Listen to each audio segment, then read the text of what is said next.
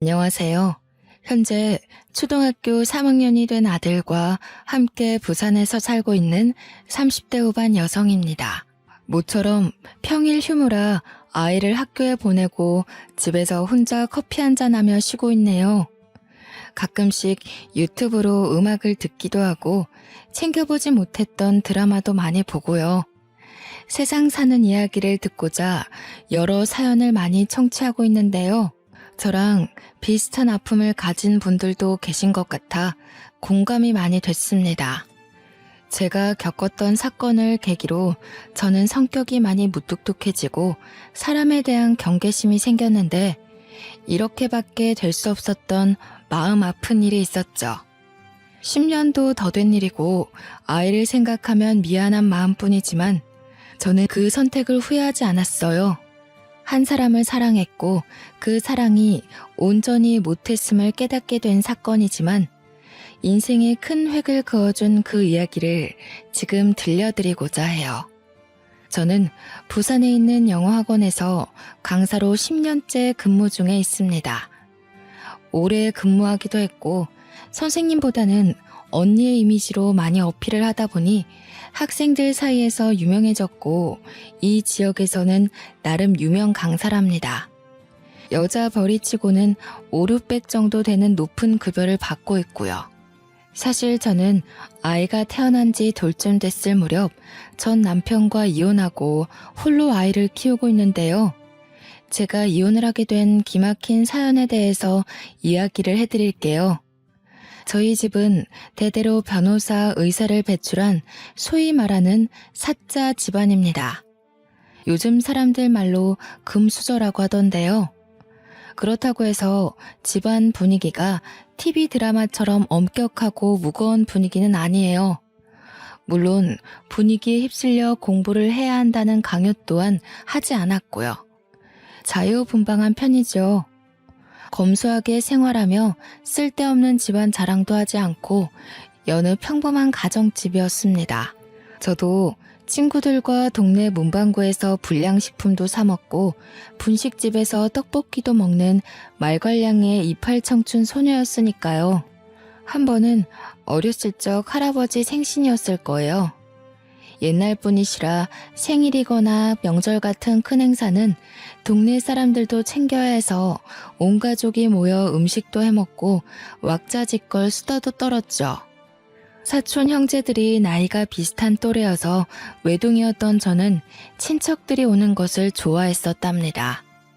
할아버지가 형제들을 불러 훌륭한 사람이 되어야 한다고 늘 말씀하시곤 했죠. 술을 한잔 하시고는 잠시 바람을 쐬셔야 한다며 집 앞 산책을 하신다길래 제가 같이 가드렸어요. 따뜻한 할아버지의 손을 잡고 동네 골목 어귀를 거닐고 있는데 공원 벤치에 앉아 잠시 쉬자고 하셔서 근처 자판기에서 따뜻한 커피 한 잔을 가져와 드렸죠. 지훈아, 이 할아비가 늘 똑같은 말만 해서 지루하지? 노파심에 너희들에게 말을 해주다 보니 듣기 싫어할 수도 있을 것 같아서 말이오. 그래도 이 할애비가 하는 말 곡해하지 않고 잘 알아들을 수 있지? 이 할아비가 싫지 않아? 에이, 할아버지, 무슨 말씀을 그렇게 하세요? 당연한 말씀을 하신 건데요. 할아버지 말씀처럼 저희가 공부 열심히 해서 훌륭한 사람이 되어야 세상 사는 데 있어서 부족함 없다는 걸 누구보다 저희가 잘 아는걸요. 큰아빼댁이나 다른 사촌 형제들 다 그렇게 생각하고 있어요. 너무 걱정 마세요. 그렇다면 다행이구나. 난 우리 손주 녀석들이 꼰대 양반이 또 한 소리 하는구나 아니 꼽게 생각할 줄 알았지. 이 늙은이가 은근히 소심하제. 왜 그러는지 이야기해 줄 테니 잘 들어봐. 그렇게 할아버지는 너털 웃음을 지으시며 말씀을 이어나가셨죠. 증조 할아버지께서는 어려서 부모님을 여의고 어느 양반집에서 머슴살이를 하셨다고 해요. 비록 집에서 심부름과 허드렛 일을 도반타 하셨지만 양반 댁에서는 오갈 데 없는 어린 할아버지를 거둬주셨고 자식처럼 대해주셨다고 했는데 알고 보니 주변에서 덕망이 높기로 소문난 분들이셨대요. 부산에서 최첨단댁 하면 누구나 알 정도로 덕망이 높은 분들이셨죠. 증조 할아버지는 그 은혜를 잊지 않으시려 누구보다 열심히 일을 하셨답니다. 1900년대 초반 증조 할아버지가 성인이 되셨을 무렵에 토지 소유권을 확립한다는 명분으로 일제가 얼토당토 않는 이유를 들어 양반들의 토지 수탈을 일삼았다고 해요. 그 양반 집은 농사를 크게 짓고 땅을 많이 가진 부자였는데 일본 놈들에게 빼앗기느니 우리가 잘 먹고 잘 살아야 쌓을 수 있다며 모든 재산을 독립자금으로 환원하고 일부는 할아버지를 비롯한 머슴살이를 하던 분들에게 나누어 주셨대요. 많은 양은 아니지만 집안을 보살펴온 솜씨로 잘 굴려서 대대손손 먹고 살 수 있게 해주겠다며 말이죠. 전쟁을 준비하느라 군량미가 부족했던 일제는 아니나 다를까 양반댁을 목표로 삼고 어떻게든 재산을 몰수하려 했다고 해요.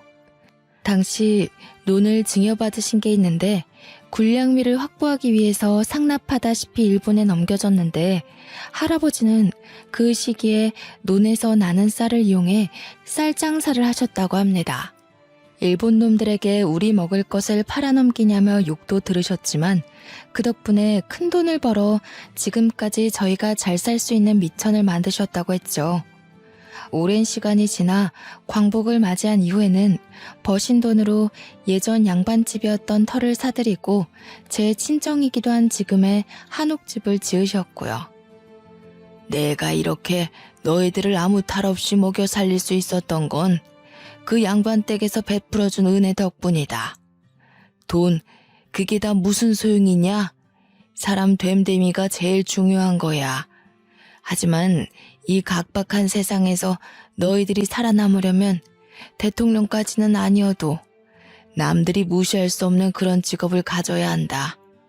나처럼 없이 살지 말고 편하게 좀 더 떳떳하게 살 수 있도록 말이다. 자신이 없어 살았던 기억에서일까 자식들이 잘 되기를 바라셨고 자신처럼 가난을 겪거나 남의 집 살이를 하는 것을 원치 않으셨다고 합니다. 그래서 배우지 못한 게 천추의 한이 되셔서 자식들 공부를 엄격하게 가르치셨대요. 본인이 배운 게 없고 배우지 못해서 머슴살이를 하셨다는 생각이 강하셨죠. 일제시대까지 몸소 겪으셨으니 얼마나 힘들게 사셨겠어요. 그게 할아버지 때까지 내려와 자식들에게 공부를 강요하는 분위기셨답니다. 강압적인 분위기가 싫었던 자유분방했던 아빠는 의사라는 직업 대신 본인이 하고 싶은 일이었던 검사가 되기 위해 법대로 진학을 하셨대요. 지금 제 부모님은 두 분 다 변호사신데요. 검사이셨던 아버지는 연수원 동기이기도 한 어머니와 함께 로펌을 차리려 검사직을 그만두셨죠. 부산에서 직원이 10명 정도 되는 작은 로펌을 운영 중이십니다. 친정 부모님은 법대생 시절 만나 졸업 후 오랜 연행 기간 후 결혼하셨어요. 아무쪼록 유복한 가정 환경에서 자란 저는 부족함 없이 유년 시절을 보냈고요. 지금 생각해보면 할아버지가 왜 그렇게 공부해라 하셨는지 이해가 될 것도 같네요. 지훈아, 요즘 고민이 많아 보이네. 고생 많지 우리 딸. 엄마 아빠는 우리 지훈이가 하고 싶은 일을 하면 좋겠다. 할아버지나 다른 어른들의 말은 중요하지 않아. 너의 의지가 제일 중요한 거란다. 항상 뒤에서 응원하고 있을 테니 너가 하고자 하는 일이 무엇인지 생각해보렴. 그렇게 생각해주니 고마워요, 아빠. 솔직히 나는 아직 무엇을 하는 게 좋을지 판단이 서질 않아요. 내가 좋아하는 것과 잘하는 것, 내가 내 인생을 잘 살아갈 수 있을까요? 그럼 그걸 말이라고 하는 거냐? 우리 지윤이가 얼마나 똑똑한 딸인데 이 아빠는 어려운 사람들을 돕고 싶어서 변호사가 된 거야. 돈으로 도와주는 것보다 사람들과 함께 부대끼며 세상에 어울려 살아가고 싶었지. 직업에 귀천은 없어. 늘 약자 편에 서서 어려운 사람들 도우며 살아가고 싶단다. 그러니 너도 네가 정말 좋아하는 일을 했으면 하는구나. 저한테 늘 용기 주셔서 고마워요, 아빠. 내가 지금은 아니지만 꼭 훌륭한 사람이 돼서 엄마 아빠 호강시켜드릴게요. 우리 지윤이 그동안 고생 많았어. 어른들이나 친척들이 엄마 아빠 따라서 법대 가야 한다고 고집을 부려도 너는 너의 주관대로 살아가줬으면 해.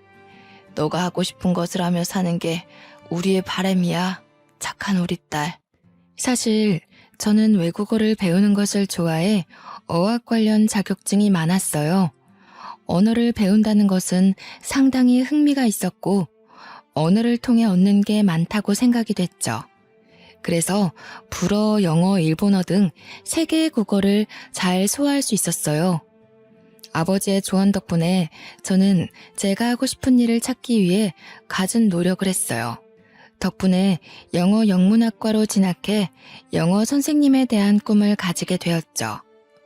부모님이 지원을 많이 해주시긴 했지만 틈틈이 아르바이트를 해서 용돈과 학비에 보탰습니다.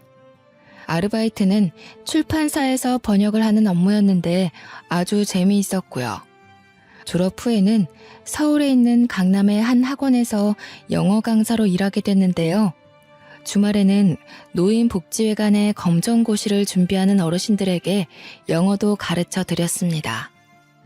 누군가에게 제가 갖고 있는 지식을 알려주는, 가르쳐주는 일이 재미있고 보람됨을 느낀 건 처음이었어요. 손녀가 가르쳐주는 것 같다며 어르신들도 열심히 배우려고 하셨죠. 학원에서 처음에는 직장인 반을 담당했는데 거기서 전 남편을 만났습니다. 남편은 제약회사에서 근무하는 직장인이었고 영어를 배우기 위해 학원을 등록했다고 했죠. 남편과 나이도 같고 생긴 것도 곰처럼 둥글둥글하게 생겨서는 인상이 선했어요. 선생과 제자, 때로는 친구로 이야기를 하다 보니 자연스레 연락처를 주고받으며 연인 사이로 발전하게 됐습니다. 지윤아, 우리 이제 슬슬 결혼을 생각해보는 건 어떨까? 너랑 나도 이제 곧 30이고 자리도 어느 정도 잡았는데 연애 그만하고 나랑 결혼해서 행복하게 살자. 내가 가진 건 없지만 너 평생 행복하게 해줄 자신은 있어. 도훈 씨, 나도 결혼을 긍정적으로 생각하긴 하는데 우리가 과연 잘 살 수 있을까? 마음의 준비가 되지 않은 것 같아서 말이야. 뭐? 나는 너랑 만나는 그 순간부터, 아니, 만나오면서 결혼을 해야겠다고 생각했어. 우리 나이도 나이지만 만날 시간도 오래됐잖아. 결혼을 하면 조금 더 안정적으로 삶을 살아갈 수 있지 않을까? 3년의 연애 기간이 있었고 나이도 나이인지라 자연스레 결혼 이야기가 오고 갔습니다. 저는 집안에 대해 이야기를 하는 것을 별로 좋아하지 않았기 때문에 굳이 말할 필요성을 느끼지 못해 말을 하지 않았어요. 부모님이 로펌을 운영하고 계신다던가 사자 집안이라던가 그게 중요한 건 아니잖아요. 남편은 그저 부산에서 작은 법률사무소 하나를 운영하고 계신다고 알고 있었거든요. 남편에게 들은 시댁은 정말 평범한 집안이었어요. 공무원이시던 시아버지는 퇴직 후 아파트 경비를 하고 계셨고 시어머니는 시아버지의 연금을 받으며 생활하시는 여느 가정주부셨고요. 서울에 낡은 아파트를 한 채 갖고 계시고 노후 자금을 어느 정도 마련해 놓으신 상태라고 하셨습니다. 결혼하는데 문제될 건 없겠다 싶어 청혼을 받아들이고 서로의 집에 인사를 가게 됐죠. 어머, 어서 와요. 손이 고운 걸 보니 집에서 굉장히 귀하게 자랐나 봐요. 일을 하나도 안 해본 손이야. 돈이 많은 집안이어서 가정부를 쓰나? 이래가지고 우리 결혼하고 제대로 밥은 차려 먹을 수나 있겠어? 안녕하세요. 처음 뵙겠습니다. 이지윤이라고 합니다. 도훈 씨와 좋은 감정으로 잘 만나고 있어요. 말씀은 많이 들었습니다. 인사드리게 돼서 죄송합니다. 결혼은 어떻게 할 거야? 모아둔 돈은 좀 있고? 나이도 나이인지라 직장 생활한 지 꽤 됐으니까 돈 걱정은 하지 않아도 되겠지? 우리 집안이 공무원 집안인데 아들만 유별나지 뭐야? 그래도 그 유명한 제약회사에 떡하니 붙어서 들어갔는데 이 정도면 어딜 내놔도 아깝지 않지. 시댁에 처음으로 인사를 드리러 간 날이었는데 사실 저는 조금 어이가 없었습니다. 보통 며느리 될 사람이 인사를 가면 상다리가 휘어지는 건 아니어도 차를 내준다던가 적어도 밖에서 식당을 잡아서 만나던가 하잖아요. 저는 시어머니가 음식 솜씨에 자신이 없다며 배달 음식을 시켜놨다길래 식다 못해 차가운 중국 음식을 먹었어요. 나름 신경 써서 주문했다며 먹어보라고 권해주는데 정남이가 뚝뚝 떨어지는 거 있죠. 내가 고작 이런 취급을 받아야 하나 아니면 날 시험하시나 그런 생각도 들었습니다. 게다가 돈은 얼마나 있냐, 손이 고운 걸 보니 집안일을 해본 적이 없겠다 하시면서 가정교육이 중요하다 하시는 말씀을 듣고는 빈정이 상해버렸어요. 처음 본 사람에게 할 말은 아니라고 생각했지만 어른들 앞이니 참고 또 참았습니다. 결혼 전에 인사드리러 가면 예민해진 상태라 다들 그러면서 결혼 준비를 한다고 하길래 저만 이런 게 아니구나 하고 좋은 게 좋은 거라 생각하며 넘어갔고요. 또 제가 친정은 부산이라고 하니 약간 촌동네 취급을 하더라고요. 서울의 아파트 한 채 값이 얼마인 줄 아냐면서 서울의 아파트 구할 돈은 있냐며 직장이 서울이라 서울에 집을 구하면 자신이 자주 들러 가르쳐줘야겠다는 둥 말씀을 하셨죠. 아랫지방이니 뭐니 하며 없는 사람 취급해서 자존심도 조금 상했습니다. 그렇게 어이없는 시댁 방문을 마무리 짓고 며칠 뒤 남편과 친정에 가기 위해 고속도로 휴게소에서 커피 한 잔을 하며 미리 일러두었어요. 혹여나 나중에 시댁에서 합가를 원한다든지 시댁 근처에 집을 구하길 바란다든지 신혼집에 불시 혹은 너무 자주 방문하는 것 또한 자제해줬으면 한다고 말이죠. 자기, 하나만 약속해. 우리 결혼하면 어차피 서울에 집을 구해야 하는 건 맞아. 하지만 나는 신혼집에 어머니 자주 오시는 거 원치 않아. 물론 자주 찾아뵈야지. 그렇지만 미리 말하지만 합가를 한다던가 그런 이야기는 애초에 하지 않았으면 해. 그거 약속 안 되면 나 이 결혼 진지하게 다시 생각해 볼 거야. 그래도 결혼하면 엄마가 많이 도와주신다고 하니까 괜찮지 않을까? 자기가 너무 예민하게 생각하는 것 같은데. 일단 알겠어. 약속할게. 집안 대 집안이 만나는 인륜지대사이지만 결국 우리가 하는 결혼이야. 부모님들이 하시는 결혼이 아니고 결국 우리가 스스로 꾸려나가야 하는 거지. 난 되도록이면 양쪽에 손을 벌리지 않고 힘들더라도 우리 힘으로 했으면 해. 그랬더니 잠시 똥 씹은 표정을 하더니 알았다고 하는 겁니다.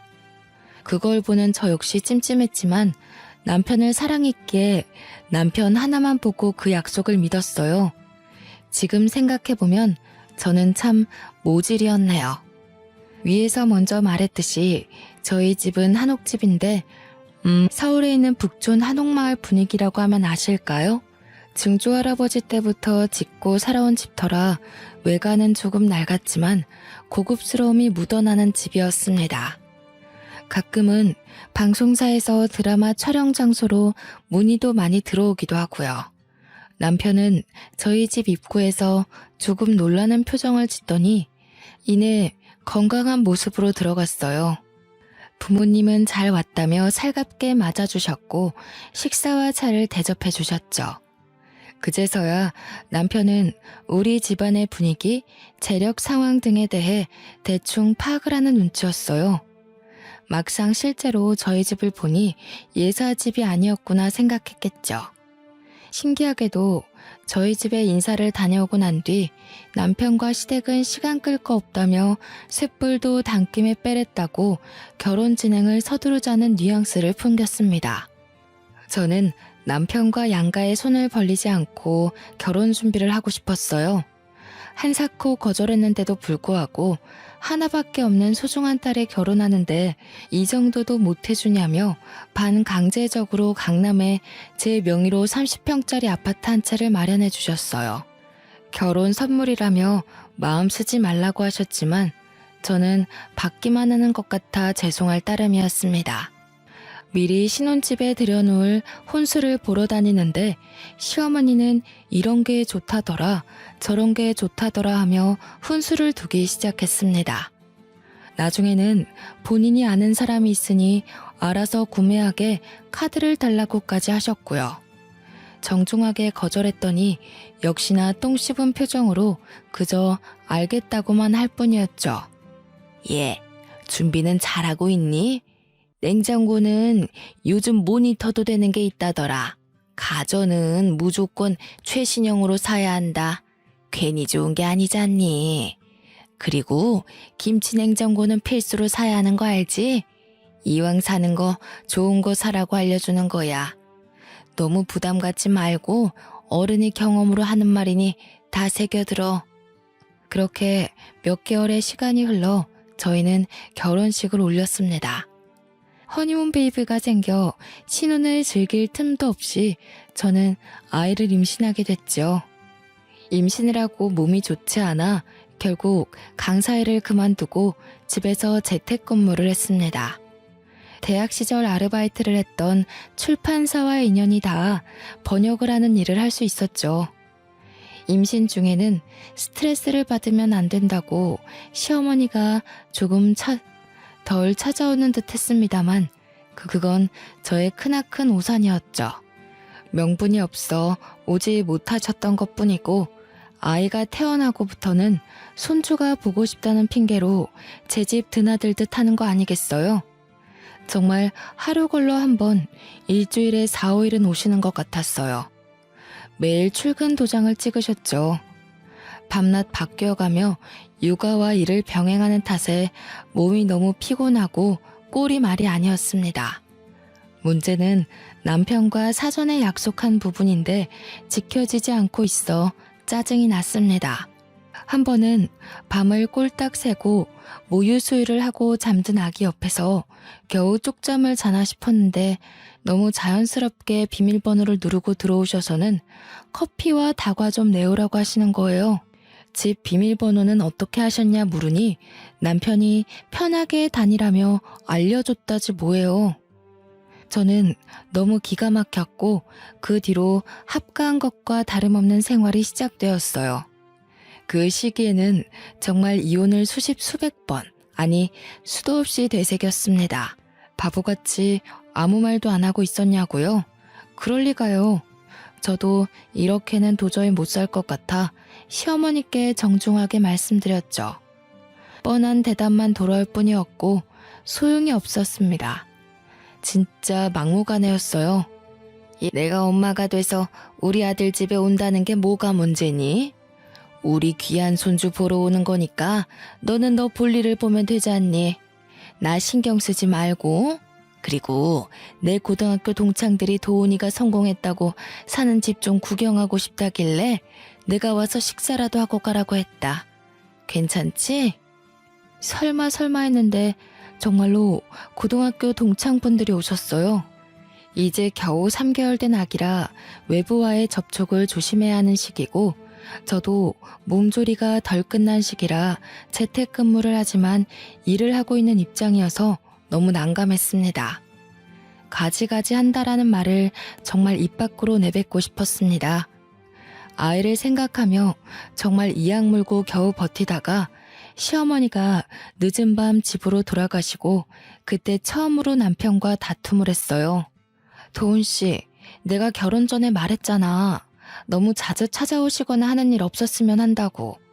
지금 이게 합가랑 다를 게 뭐야? 아직 아기도 어린데 손님들 잔뜩 데리고 오시고 어머니 오시면 손도 안 씻고 수호 만지시잖아. 난 되게 불편해. 그리고 이 집 우리가 살고 있긴 하지만 엄연한 내 집이야. 편하게 쉴 권리가 있는 내 공간이라고. 뭐? 그래, 당신 명의로 된 집이지. 그래도 엄마가 얼마나 자랑하고 싶었으면 그랬겠냐? 조금 이해해 줄 순 없어? 왜 이렇게 예민하게 구는 거야? 그냥 당신이 조금만 양보하면 안 돼? 와서 수호도 봐주시고 편하잖아. 그리고 자꾸 자기 집 명예 어쩌고 하는데 엄마는 이 집 공동명인 줄 알아. 그래서 나랑 수호는 안중에도 없다 이거야? 한마디 상의도 없이 집 비밀번호를 알려드려서 아무 때나 찾아오시질 않나. 나 샤워하고 있거나 그럴 때 얼마나 난감한 줄 알아? 그놈의 집이 뭔 대수라고. 당신도 너무한다 진짜 너무해. 엄마한테는 내가 잘 말해볼 테니까 당신도 조금은 이해해줘. 집 얘기를 하자 남편의 표정이 어두워지더군요. 제 집이라는 사실에 자존심이 상했는지 시어머니께는 저희가 모은 돈 그리고 남편이 대출을 받아 마련한 집이라고 거짓말을 했나 보더라고요. 그러니 그렇게 시어머니가 찾아오실 수밖에요. 며칠이 지나고 모유 수유를 하고 있는데 아니나 다를까 비밀번호를 멋대로 누르고 들어오셨어요. 오자마자 드라마에서 보던 잔소리를 시전하시는 게 아니겠어요? 저는 대꾸할 힘도 없어 그저 대답만 하고 있을 뿐이었어요. 아니, 대답하고 싶지 않았죠. 예, 아무리 애보고 일한다 치지만 집안 꼴이 너무 엉망이지 않니? 시애미가 왔는데 가만히 앉아서 왔냐고 대꾸라도 해야 하는 거 아니니? 모유 수유는 또 자세가 왜 그 모양이야. 다하면 저녁 준비 좀 하거라. 오늘 볼일을 좀 보고 왔더니 너무 배고프다 얘. 그런데 정말로 문제인 건 이러한 행동을 남편이 있을 땐 하지 않으신다는 겁니다.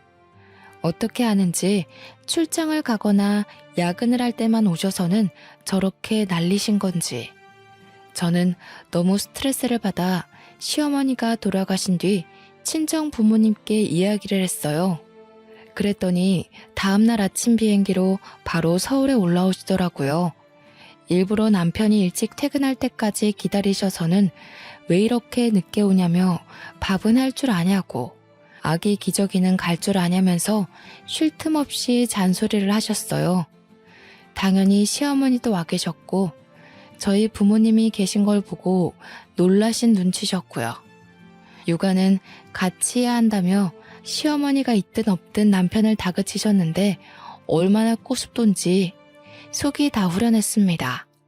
당황하며 땀을 삐질삐질 흘리는 남편놈의 모습을 보자니 10년 묵은 체증이 내려가는 것 같았어요. 그리고 맛있는 거 사 먹으라며 저한테 보란듯이 용돈도 주고 가셨습니다. 시어머니는 일이 있다고 얼굴이 시뻘개지셔서는 다음에 다시 오겠다고 하시더니 가셨고요. 친정 부모님이 돌아가신 뒤 남편은 왜 연락도 없이 오시느냐며 불평하기 시작했어요. 아니, 장인어른 장모님은 말씀을 하고 오시지. 이렇게 갑자기 오시는 게 어딨어. 퇴근하고 왔는데 자기는 아무 말도 안 해주고. 앞으로는 오시기 전에 미리 연락을 좀 주시라고 해.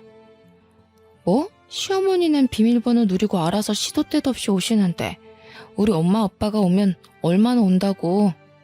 그게 그렇게 불만이야? 거리도 멀어서 몇 달에 한 번 볼까 하는데 그게 그렇게 안 입고 와? 그래도 서로 간에 예의라는 게 있는 거야. 나도 회사에서 일하는 입장인데 아무런 연락도 없이 오시는 건 경우가 아니지. 자기가 기뜸이라도 해주던가 해야지. 안 그래? 뭐? 진짜 웃기는 소리 하고 있네. 그럼 어머님은 미리 나한테 귀뜸하고 오시니? 내가 전에도 말했지. 우리가 살고 있지만 이 집 엄연히 엄마 아빠가 해주신 내 명의로 된 집이라고. 우리 엄마 아빠가 올 권리는 당연히 있는 거 아니야? 어떻게 한마디를 지지 않냐. 엄마 당신 걱정돼서 오는 거고 수호 보고 싶어서 오시는 건데 그것도 이해 못 해줘? 아무튼 나 피곤하니까 나중에 이야기해. 결국 도저히 안 될 것 같아 저도 제 일을 하기 위해 베이비시터를 고용했습니다. 제가 욕심이 많아서인지는 모르겠지만 육아와 일을 병행하니 피곤하고 힘들었지만 일을 포기할 순 없었거든요. 베이비시터를 고용한 사실을 알게 된 시어머니는 노발대발하셨어요. 비싸게 뭐하러 그런 돈을 들이냐며 차라리 애를 봐줄 테니 자기를 주라며 윽박을 지르기도 하셨고요. 아기를 케어하고 있는 시터 이모님 옆에서 훈수를 두기도 하셨어요. 이모님도 불편한 걸 느끼셨고 저는 어머니께 자주 안 오셔도 된다고 말씀드렸지만 아니나 다를까 매번 똑같은 레파토리로 대답하셨고요. 예, 수엠이야. 나는 너를 이해하다가도 이해할 수가 없구나.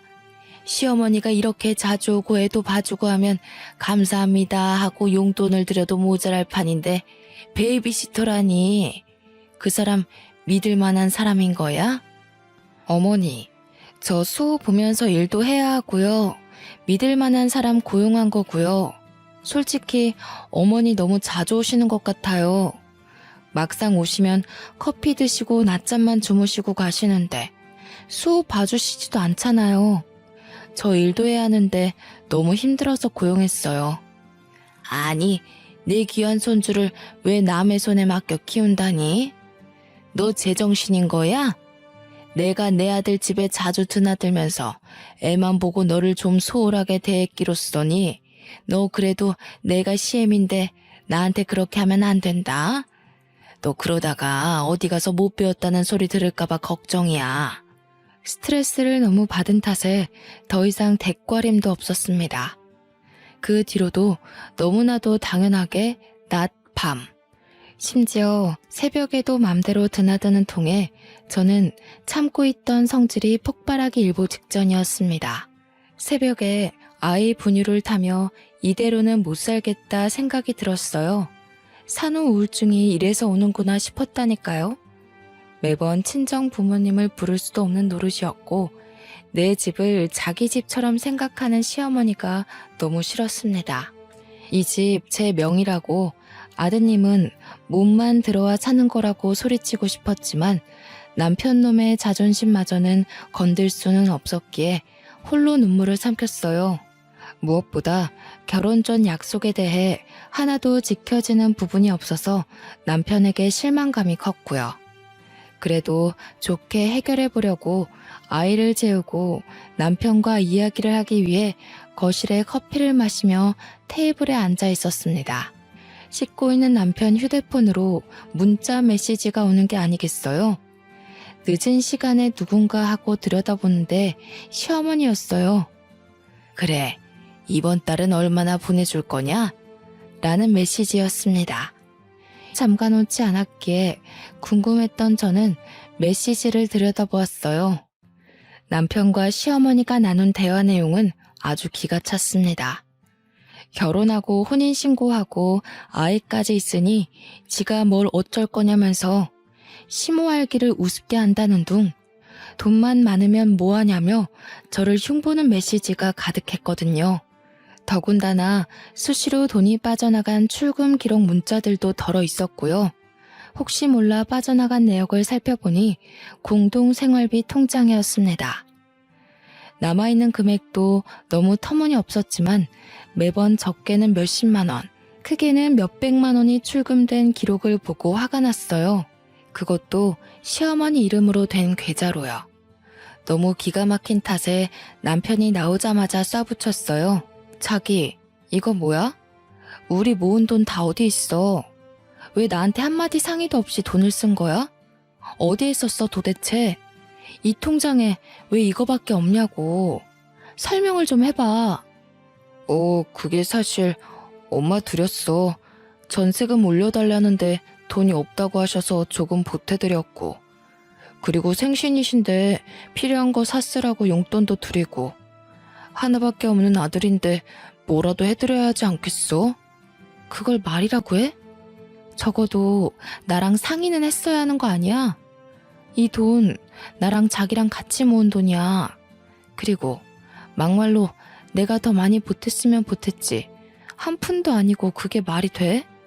그리고 우리 이제 수호도 있어서 언제 어떻게 돈이 필요할지 모른다고 내가 누누이 말했을 텐데. 그걸 한마디 상의도 없이 덜컥 어머니를 드릴 생각을 해? 당신 미쳤어? 뭐? 미쳐? 그래. 부부 공동명의면 누가 써도 상관없는 거 아니야? 돈을 안 벌 것도 아니고 채워놓으면 되잖아. 아직 수 어리고 들어갈 돈이 뭐가 있다고 그래? 그리고 막말로 우리 엄마가 남이야? 당신이 너무 예민하게 구는 것 아니냐고. 그깟 돈 얼마나 된다고 그걸로 이렇게 예민하게 굴 일이야? 그래, 돈은 썼다 치자. 그리고 어머니한테 용돈을 안 드린 것도 아니잖아. 매달 100만 원씩 꼬박꼬박 보내드렸어. 그게 적은 돈이야? 어머니가 나에 대해서 안 좋은 말도 하셨던데 당신은 그걸 듣고 왜 가만히 있어? 당신도 나를 그렇게 생각하고 있던 거야? 정말 당신 내 남편 맞아? 아니, 그러게 왜 남의 휴대폰을 훔쳐보고 그래. 그래, 어머니가 당신 흉 좀 봤다. 당신이 오죽 엄마한테 서운하겠으며 그랬겠냐? 당신도 생각이란 걸 좀 하고 살아. 당신이 너무했단 생각 안 들어? 아들이 엄마 하소연도 못 들어주냐? 당신 수호 기저귀 제대로 갈아본 적이나 있어? 야근한다고 늦게 들어와서 피곤하다고 씻고 자버리고. 그래, 그래도 이해했어. 피곤할 테니까. 그런데 나는 제대로 씻을 시간이라도 있었니? 수호 깰까봐 씻으면서도 눈치 보고 막무가내인 어머니까지. 양심이 있으면 자기가 알아서 행동해야 하는 거라고. 내가 어디까지 이해해야 돼? 저는 말도 안 통하고 도저히 안 되겠다 싶어 바로 친정 부모님께 전화했어요. 더 이상 같이 못 살겠다고 짐 싸서 떠날 테니 당장 저를 좀 데리러 오라고 소리쳤죠. 다음날 아침 일찍 비행기를 타고 오셨고 어떻게 된 일이냐며 남편과 저를 나무라기 시작했습니다. 싸움의 전말을 알게 된 부모님은 격노하셨고 무릎 꿇고 앉아있던 남편의 뺨을 때렸습니다. 자네, 내가 그렇게 안 봤는데 실망이 크네. 밖에서 일한다는 이유로 육아에 가담 안 하는 것도 다 이해했어. 남자로서 그럴 수 있다. 100번 1000번 이해했네. 사돈어른 오시는 것도 이해했고 우리가 멀리 사니 사돈어른이 자주 오셔서 봐주시겠거니 좋게 생각했어. 하지만 이건 너무한 거 아닌가? 이게 상식적으로 납득이 가는 일인가? 자네도 입이 있으면 말을 해보란 말이야. 내 귀한 딸 데려다가 고작 이렇게 살려고 결혼했어? 친정아버지는 평소 사람은 사람에게 잘해줘야 한다며 화조차 잘 안 내는 분입니다. 함부로 사람을 대해선 안 된다는 생각을 하신 아버지인데 하나밖에 없는 딸이 이런 수모를 겪고 있으니 화가 머리끝까지 나신 거였죠. 아버지는 남편을 시켜 당장 시어머니로 오시라고 했어요.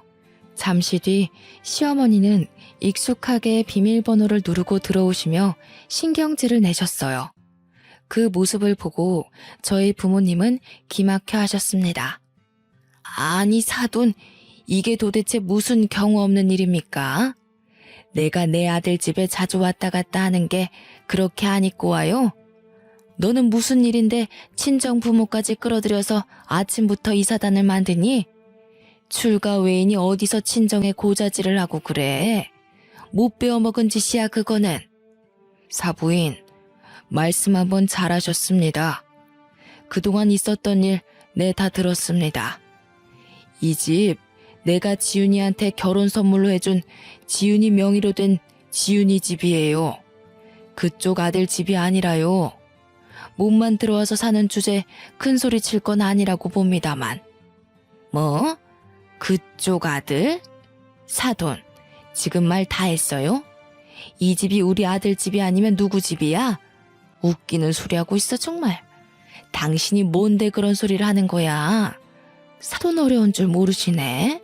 나중에 시집살이를 얼마나 하려고 그러시나 뒷감당할 자신 있어요? 이 집 우리 지윤이 명의로 된 집 맞고요. 시집살이? 그거 더는 못하게 할 겁니다. 내가 변호사 짬밥만 몇십 년인데 어디 해볼 테면 해보세요 사돈. 내가 할 수 있는 조치는 다 할 겁니다. 조만간 김서방 앞으로 이혼 서류 보낼 테니 도장 찍을 준비나 하세요. 뭐? 변호사 그렇다고 누가 겁먹을 줄 알아? 변호사면 다 해요? 어디 해볼 테면 해봐요. 그에 비해 그 딸이라더니 따박따박 버릇없이 하는 게 네 친정아버지를 닮았었구나. 장인어른, 제가 잘못했습니다. 한 번만 봐주세요. 다시는 지훈이 고생시키는 짓 하지 않겠습니다. 봐서라도 한 번만 용서해 주세요. 잘못했습니다.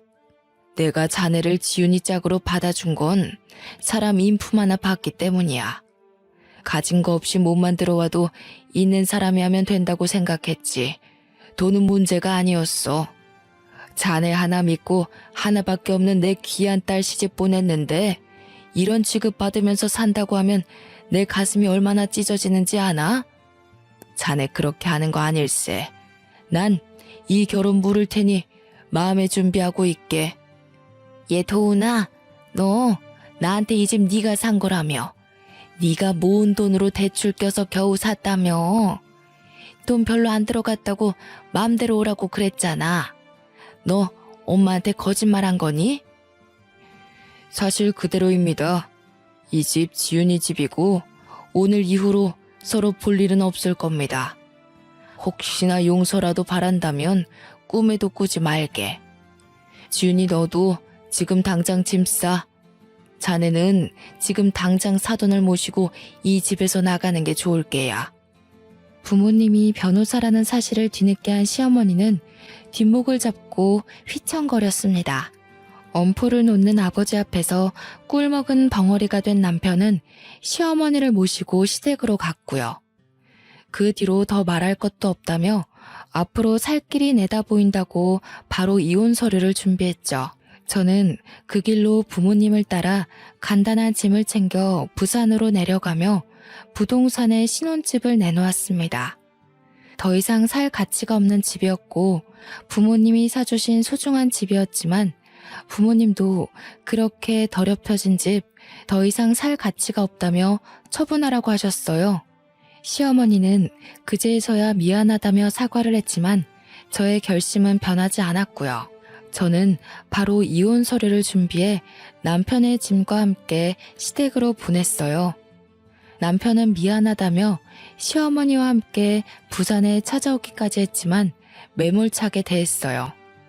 그동안 몰래 쓴 돈까지 뱉어내고 싶지 않으면 조용히 이혼 서류에 도장을 찍으라고 엄포를 놨죠. 처음에는 위자료와 재산 분할을 청구할 거라며 이혼 소송을 하겠다며 완강하게 버텼지만 저희 부모님이 누굽니까?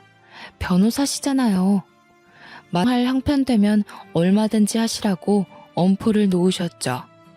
그럴 형편이 되질 않았던 시어머니와 남편은 결국 이혼 서류에 도장을 찍었고요.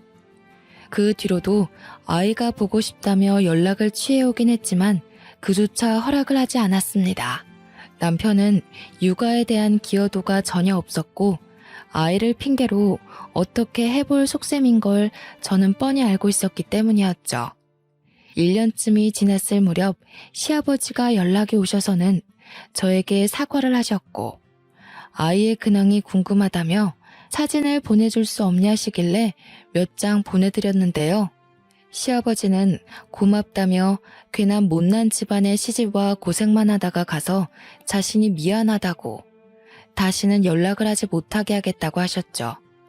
사실 이혼을 하고 난 뒤에도 간간히 아이를 핑계로 남편과 시어머니가 연락을 해왔거든요. 어찌된 일인지 그 이후로는 시댁과 일체 연락을 하는 일이 없었습니다. 지금은 시간이 지나 저도 많이 안정이 되고 괜찮아졌는데요. 아이에겐 미안하지만 그때 이혼하지 않았으면 아마도 지금까지 불행하게 살았을 거예요. 아이에게 좋은 것만 보여주고 싶고 들려주고 싶은 거 모든 부모의 심정이잖아요. 아무쪼록 그 이후로 저는 부산에 정착해 살며 영어 학원 강사 일을 다시 시작했어요. 벌이도 괜찮고 나름 유명해지기도 해서 아이와 함께 만족하며 살고 있죠. 아빠의 빈자리를 느낄 만도 하지만 부족함 없이 키우려 제가 많이 노력하는 걸 아는지 아이는 엄마만 있으면 된다며 오히려 저를 위로해줍니다. 사촌 형제들도 각자 결혼해 가정이 있지만 고맙게도 올케들이 서로 나서서 저희 아이도 같이 챙겨주고요. 아이들끼리도 잘 어울려서 가족의 정을 느끼며 하루하루 재밌게 살아가고 있답니다. 아이는 초등학교를 졸업하면 미국으로 저와 함께 유학도 갈 예정입니다. 저도 따라가 아이의 뒷바라지를 하며 이곳에서의 기억은 묻어두고 올 거고, 제가 좋아하는 영어 공부를 좀 더 해보고 싶기도 하거든요. 나중에 유학을 끝내고 돌아와서는 영어 학원을 새로 차릴 거랍니다. 비록 저는 아이를 혼자 키우는 이혼녀이지만 앞으로 더 당당하게 살아가려고 노력할 겁니다. 그게 저와 아이를 위한 길이기도 하고요. 제 인생에는 밝을 날만 가득할 거라고 굳게 믿고 있어요. 제 긴 사연을 읽어주셔서 감사합니다. 여러분도 항상 행복하시길 바래요.